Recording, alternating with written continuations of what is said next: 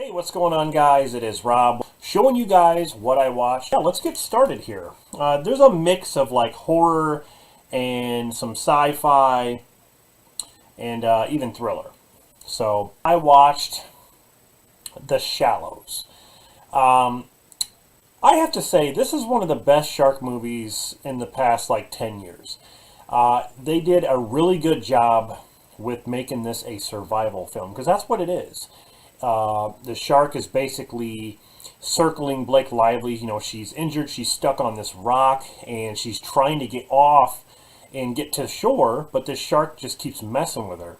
And so she tries to find a way to trick the shark and try to work out a plan to make it to shore. There are plenty of death scenes in this, and the shark just looks really, really good. I was just so surprised on how they did it. But Blake Lively did a good job. And, you know, there are other characters in the movie, but it just mainly focuses on her, you know, and her survival. So, a really good shark movie, guys. I saw this in the theater, actually, and I was really, really surprised by it. So that's the first one, Arachnophobia. Now, Jaws made me afraid of sharks. This movie made me afraid of spiders. And I saw this movie at a very young age, and it's definitely one of my favorite Jeff Daniel films. You know, basically like this spider comes back from the Amazon and bites this one guy. He dies, and they find out that the spider's breeding and in this small town, and the little spiders are just as deadly. Like one bite from them and you're pretty much dead. And so Jeff Daniels basically has to figure out a way to find the hive, and you know where the mother spider, or the queen, so to say, is nesting. And it's really, really good. It's really intense. I love the music. I love John Goodman's appearance in this. Just fantastic. I watched the original Witches. This is a movie that still holds up today. And again, I saw this at a very young age, and I still think it's creepy. Some of the painting thing, you know, when the witches first take off like their wigs and stuff like that. You see the Grand High Witch and all that. Just a really, really cool movie, and it makes the remake look stupid. The remake really looks stupid after watching this. This is the Warner Brothers Archive Collection Blu-ray, which is really cool. If you guys can get your hands on it, definitely get it. Because I had the DVD for the longest time. But anyway, the next one is a movie that I wanted to revisit because I haven't seen it in years, and it is Species with Natasha Henstridge. You also have Michael Madsen in here, Alfred Molina, you know, Dr. Octopus himself. You got Forrest Whitaker, Ben Kingsley. A really good cast in this.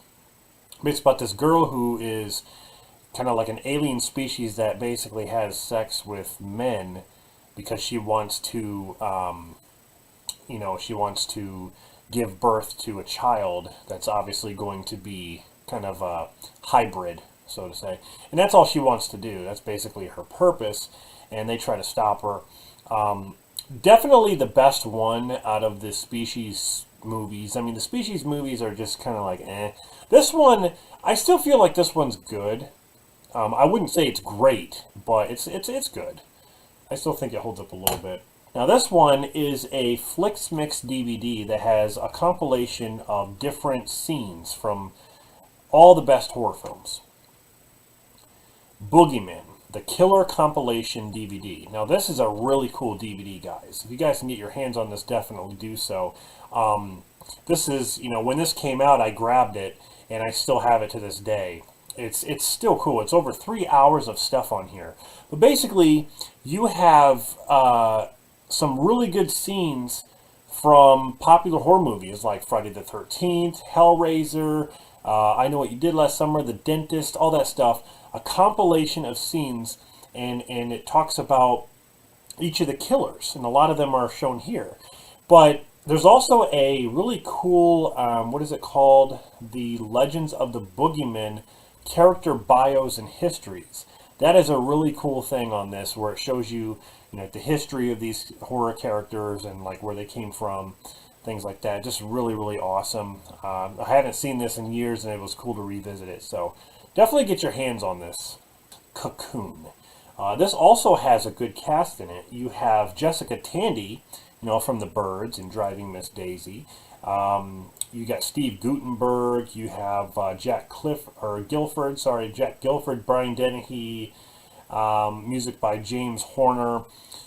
A really, really good film, and it has a lot of heart, and it's kind of emotional at times. But basically, there's these older folks who kind of lost their edge and will to live. Kind of, they jump in this pool, and at the bottom of the pool, there's like these cocoons, like big, huge eggs. And when they're swimming in the pool, all of a sudden they feel like they're young again. They feel like they can do stuff and like dance and like jump around and things like that. These older people. And, Wilford Brimley's in this, and he's, even at this time, he was old. I think I don't remember when this was, 1985, and Wilford Brimley still looked like he was an old man.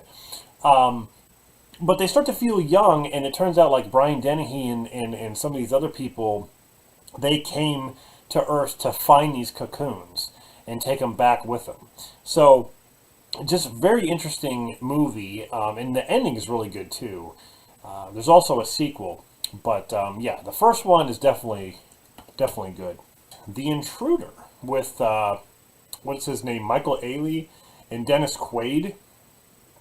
About this couple that moves into this house, and the owner of the house basically doesn't want to leave. I mean, he does end up leaving, but he just can't accept them like changing things. He wants things to stay the same way and stuff like that. And he kind of gets involved with their lives, even though he shouldn't. Like if you sell the property to somebody, you should have it, go away. It's not yours anymore. You have nothing to do with it. But he just keeps, like, Dennis Quaid is kind of like creepy. Like he like stalks them and shows up like he's trying to be their friend, only because he's kind of got a motive to stay in this house, or at least be a part of the house still. He's just in love with the damn house. But it's good. I really like it. Dennis Quaid is definitely the shining light in this film. So the next one I watched, I needed to revisit it because the first time I watched it, I was just kind of like, I don't know. Midsommar, or Midsummer, whatever you want to say. I call it Midsommar, just the way it's spelled. But it's from the director of Hereditary. I don't know. I think this film's okay. I think it's okay. There's some really cool scenes and disturbing scenes in it, but all in all, I just think it's just okay. I mean, there are things in it where I'm just like, you could have just left. There are situations that happen in this where I'm just like, okay, you could have ignored that, or you could have done something different. You could have done this and that. You just think about that kind of stuff. But it's kind of interesting to know, like whatever the folklore or the heritage or whatever is going on here, the culture.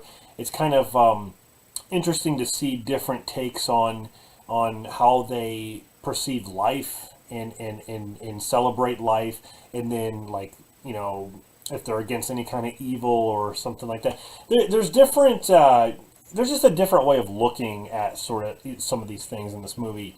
It's not everyone's cup of tea, but whatever. It's okay. I still think the movie is okay. Curve. Basically about a woman who gets in a car accident and she's trapped upside down in her car, and she can't get out, so she basically has to survive and find a way to eat and stay warm and stuff while she's trapped. And this guy comes along, kind of messes with her, and it becomes almost like it's basically a thriller, but it's like a survival thriller in a way. Like this guy who makes an appearance, it's like he's not even really the main focus until the third act, because basically it's about her trying to survive in her vehicle. That's it. But yeah, it's really good. Julianne Hough, I mean, I'm not like the biggest fan, I guess, of her when it comes to movies. I mean, she was good in Safe Haven, But this is another one that I would say she's good and that you should check out, is Curve. One of my favorite horror films of all time. And that is the original Texas Chainsaw Massacre. I have this knife. It's a good knife. What more can I say about the 1974 classic Texas Chainsaw Massacre? This is the Pioneer Special Edition DVD, by the way. I believe this is out of print and it's very hard to find. It's very expensive. I still have mine in very, very good shape. I still love it. I love the whole grittiness, the way the film looks. You know, it's got spots and stuff when you're watching it. It's so good, guys. This movie is weird enough and strange enough to just it just gets me excited to see this weird family out in the middle of nowhere. That kind of reminds me of my aunt that lives out in the country who has a farmhouse. It looks just like her house. Like, honestly, you drive up, you're just like, the only thing that's missing is the generator sound. But you see the house, and I'm just like, man, that's Leatherface's house right there. There's just something about it, though. You know, this group of kids, they go to this abandoned house, their family house, and they find out there's this other house that's behind that house, like in the distance, that is, owned by this crazy family, and the guy who wields a chainsaw, and they start killing people one by one, and yeah, just really awesome. I mean, this is the birth of Leatherface right here.